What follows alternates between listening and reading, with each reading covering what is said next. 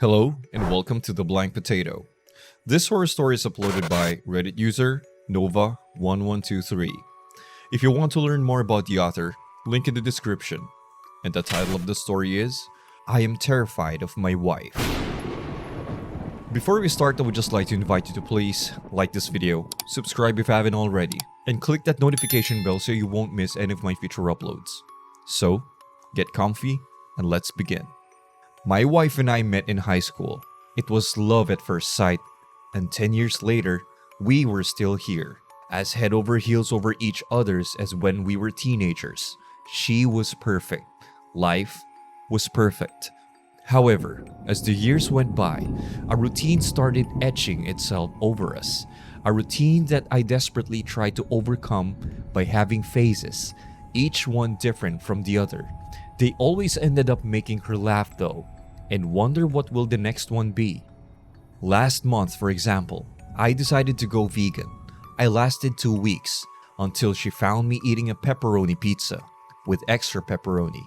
And this week, after watching a lot of videos about it, I had on my mind to use only natural stuff in my daily life.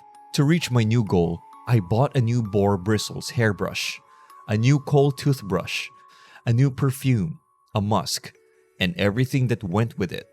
However, for the first time, I decided not to tell her about my new resolution. Indeed, I wanted her to tell me by herself that I looked healthier, that my teeth were whiter, my breath smelled nicer, and my hair was softer. I hid everything on the unused cupboard in our bathroom, and for the trick to actually work, I put false blonde hair strands on my brush. You can buy it quite easily at the store now. And wet my unused old toothbrush every day. Everything went alright for a few days. Then I started to realize some strange things about my wife. She was not as beautiful as usual, her face looking pale and wrinkled. I thought maybe she was tired, so I started doing more chores around the house to help her. I noticed that her steps were heavier, sounding like she was not walking, but dragging her feet on the floor, which was not like her usual fairy-like walk I always found cute about her. Then, last night happened. Usually I could sleep through anything. A war could have happened under our bedroom window that I would not have heard it. I never had any problem with it considering the fact that my wife had the lightest sleep ever and could wake me up if anything happened. It never did. That night, however, I was awakened by whispers. Heavy whispers. She was muttering incomprehensible things by my side. Things I did not understand. And that scared me. I looked at the clock. It indicated 3:30 a.m. Since getting married, I had never woken at that time. Maybe she was a sleep talker, I thought. Something I could have skipped noticing since I was such a heavy sleeper. I turned my head to look at her, and I stopped, nearly peeing myself on the stop. She was standing on the floor on her side of the bed, her back to me. Her head was bald, not shaved, but bald, like she never had hair on the first place. She was shorter, her back crooked, her long fingers dancing around, covered in a red substance as she kept chanting her words over and over again. And then she stopped. Slowly, for what seemed like hours, her head turned 45 degrees, 90 degrees, up until her head was facing me, but her body wasn't. I was petrified and she looked perplexed. Her mouth opened. I could not recognize her voice. It sounded like 3 people were speaking from her at the same time. Go back to sleep. I did as she said, going back into my previous position. I had no other solution, no other idea. So I acted, even adding in a fake snoring sound as drops of pee wet the bed and my back burst out in full sweat, feeling her eyes on me. A few seconds later, she started chanting again. I, however, could not relax one bit.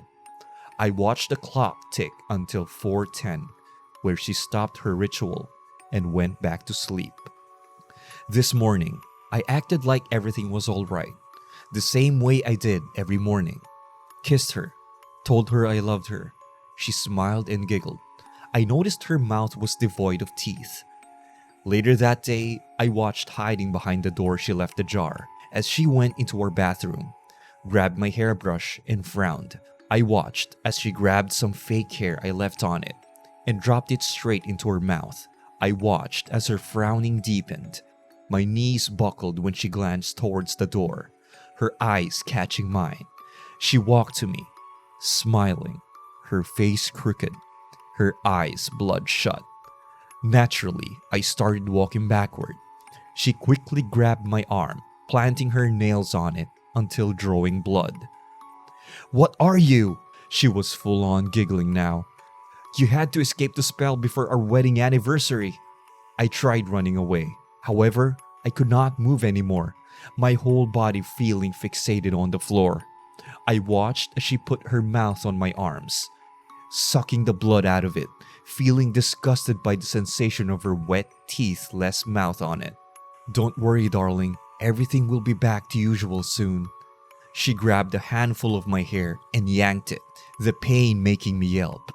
Having everything she needed, she just went back into the bathroom, closing the door this time. I decided to run away. I just bolted towards the door the fastest I could. Hearing noise behind me, I looked back. I shouldn't have. She was there, running after me on all fours, her body bent backwards, nearly folded in two, her smiling head appearing between her legs. Grabbing the door handle, I tried opening it, but it would not budge. Under the pressure, I started crying until snot ran down my face. "Stop being ridiculous, honey." She laughed. Dinner came.